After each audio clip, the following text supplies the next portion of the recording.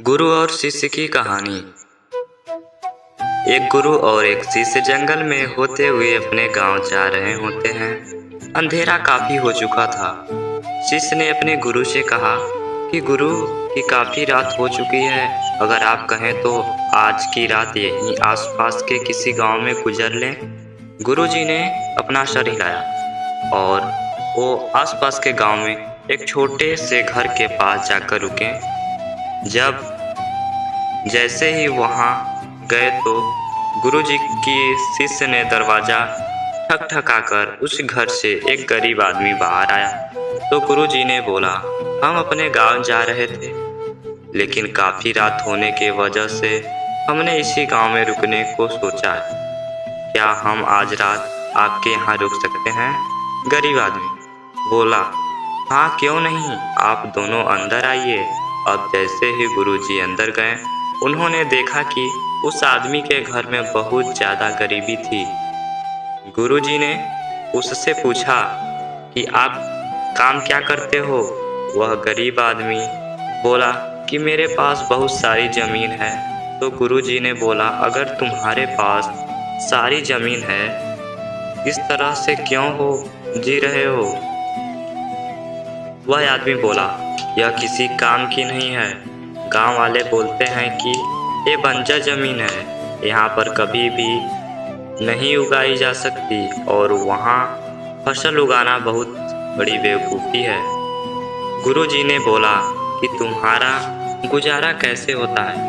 उसने बोला कि मेरे पास एक भैंस है जिससे मेरा पूरा घर चलता है। ये सुनने के बाद गुरुजी सो जाते हैं और रात में जब सब लोग सो रहे होते हैं तब गुरुजी अपने शिष्य को उठाते हैं और उस गरीब आदमी की भैंस लेकर अपने गांव चले जाते हैं। शिष्य अपने गुरु से पूछता है कि गुरुजी, कहीं आप एक गलत तो नहीं कर रहे हैं? उस गरीब आदमी की रोजी रोटी इस भैंस की वजह से चलती है।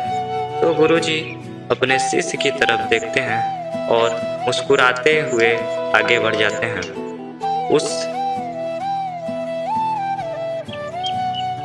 उस बात को तकरीबन 10 साल गुजर जाती है और जो गुरु का शिष्य था वह बहुत बड़ा गुरु बन चुका था। तो एक दिन उन्हें उस गरीब आदमी की याद आती है कि मेरे गुरु ने उस आदमी के साथ अच्छा नहीं किया था। मुझे एक बार चलकर देखना चाहिए कि वह आदमी अब किस स्थिति में है। वह शिष्य उस गांव की तरफ जाता है और वहां जैसे ही पहुंचता तो वह देखता है कि जहां पर उस गरीब आदमी का झोपड़ा था वहां पर एक बड़ा ही आलीशान महल बन चुका था और उस झोपड़ी के बाहर जो बंजर जमीन थी उस पर फल और फूली के बगीचे थे। तभी उधर से उस घर का मालिक आता है। शिष्य उसे पहचान लेता है और उस आदमी को बोलता है, तुमने मुझे पहचाना? मैं अपने गुरुजी के साथ आया था, हमने एक रात के लिए आपके यहाँ रुके भी थे।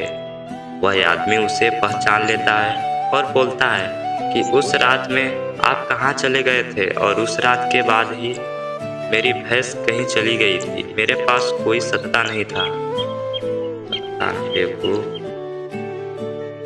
तो मैंने अपने ज़मीन पर मेहनत की और फसल निकाल आई और आज मैं इस गांव का सबसे बड़ा और सबसे अमीर आदमी बन चुका हूँ।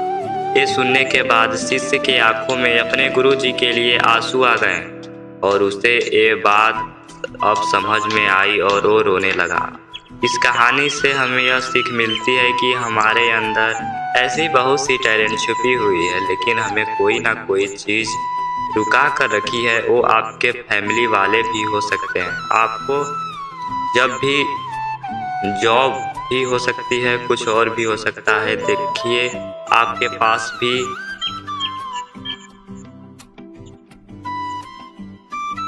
कुछ और भी हो सकता है। देखिए आपके पास भी तो भैंस की जैसी कोई दूसरी चीज़ तो नहीं है जिससे आपको आगे बढ़ने से रोक कर रखता है। दोस्तों, आज का मोटिवेशन वीडियो कैसा लगा आप लोग कमेंट में ज़रूर बताइएगा। अगर आपको ऐसे ही हिंदी मोटिवेशन स्टोरी सुनना है तो हमारे चैनल को सब्सक्राइब करना नहीं भूलिएगा।